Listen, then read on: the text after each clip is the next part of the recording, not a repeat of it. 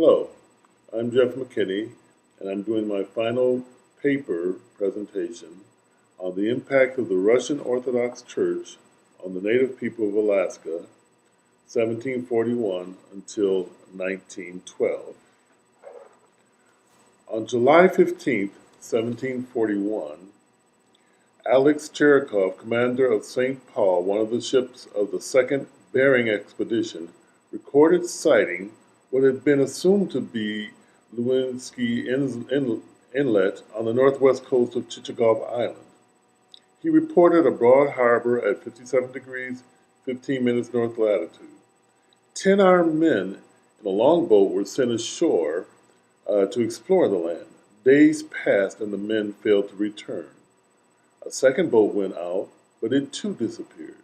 Smoke from fires on shore could be seen, but 3 weeks passed and nothing was seen of the missing men. Some of the natives in two small canoes paddled out from the bay where the boats had gone.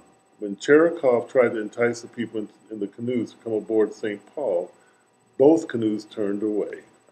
On July 27th, Cherikov and his officers decided to return to Kamchatka, which is in Asia.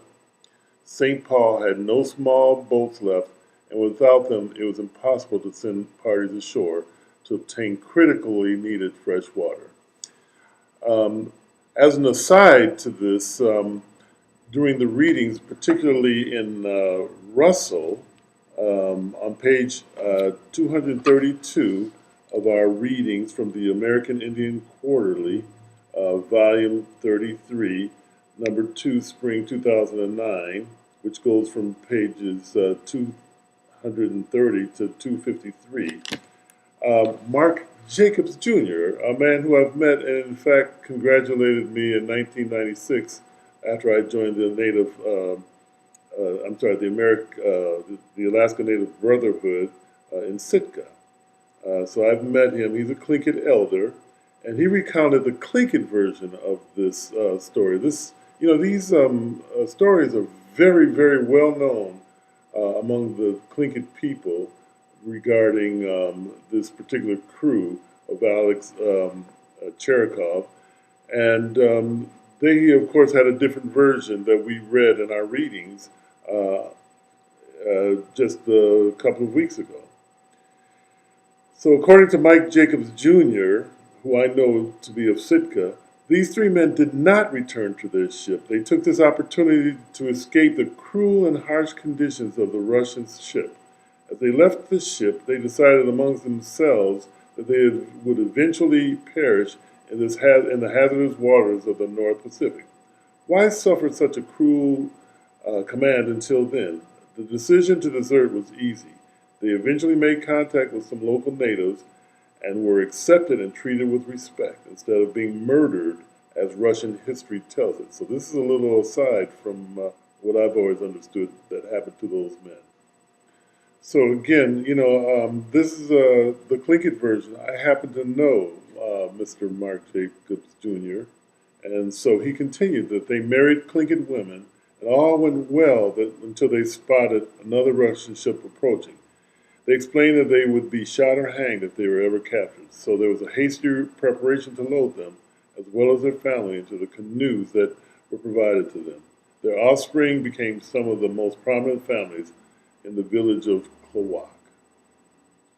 Now, Alexei Cherikov was the commander of the St. Paul in the same expedition of Vitus Bering. The Bering expedition had two ships, and the other ship was the St. Peter, which was actually commanded by Bering himself. Of course, the Bering Straits of Alaska were named after him.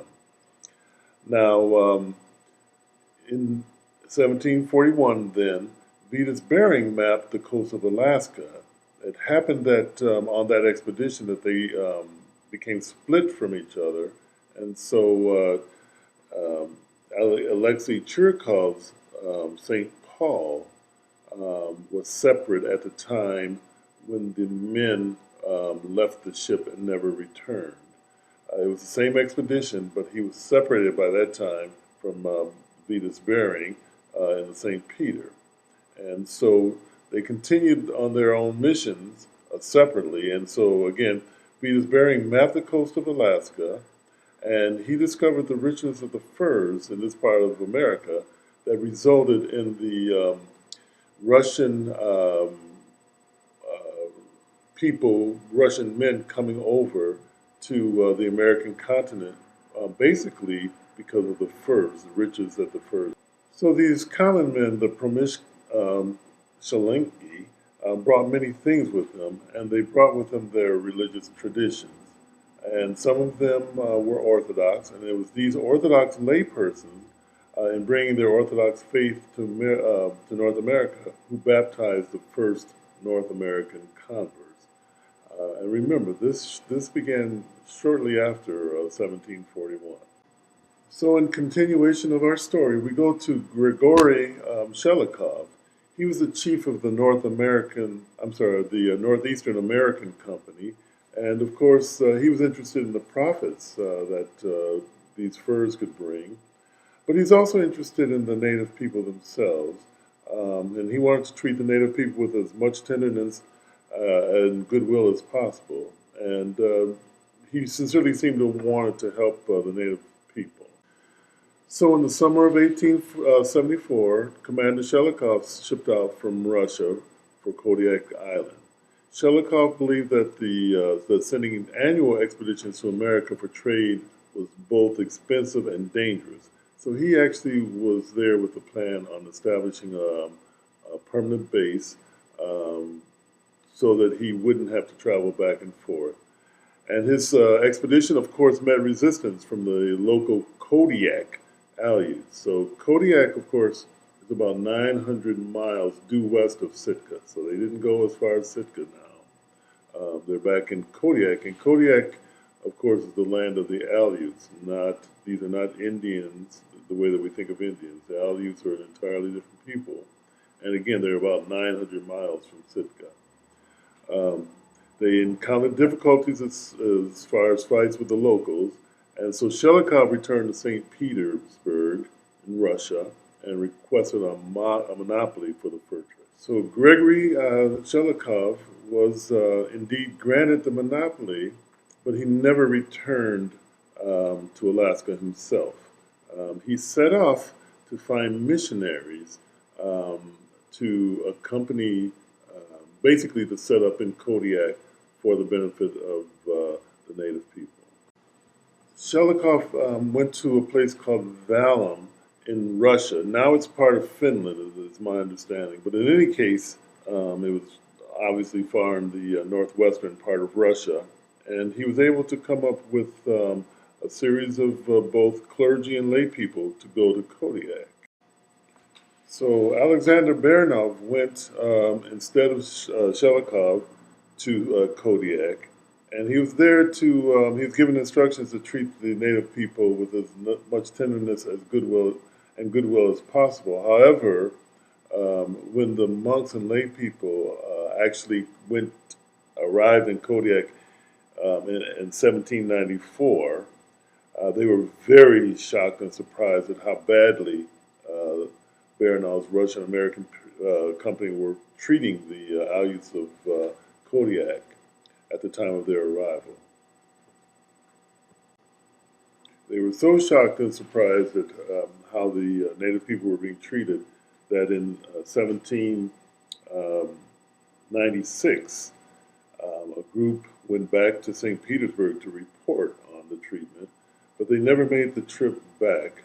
The next year, as they approached Kodiak, they were struck by tragedy, and they perished. However, some of the clergy stayed, and one of the monks who stayed was a monk named by the name of Herman, who in the Orthodox Church is now considered to be Saint Herman, who stayed on and for many years ministered to the native people of Kodiak and the surrounding islands. Saint Herman, Monk Herman himself, went to Spruce Island, which is adjacent to Kodiak Island, and that's pretty much where he spent the rest of his life, working, ministering with, and educating the Kodiak native people. So Alexander Baranov, he has an entire history himself. He ended up moving over to Sitka, and there's actually a lot of history with he and the Tlingit Indians. He established his post with with the Russian American company in Sitka. He retired, and in 1818, he ended up going back, or at least attempting to go back to Russia. He never made it. He perished on the journey back to Russia. And in 1824, Father John Veniaminov came over, basically to be a priest in Russia, America. Father Veniaminov was probably the central figure during this time period that I've given.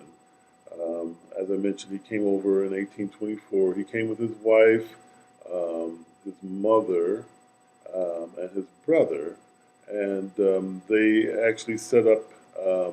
After arriving in Sitka, they went back to Kodiak, and that's where he began. He ended up going back to Unalaska and building the first chapel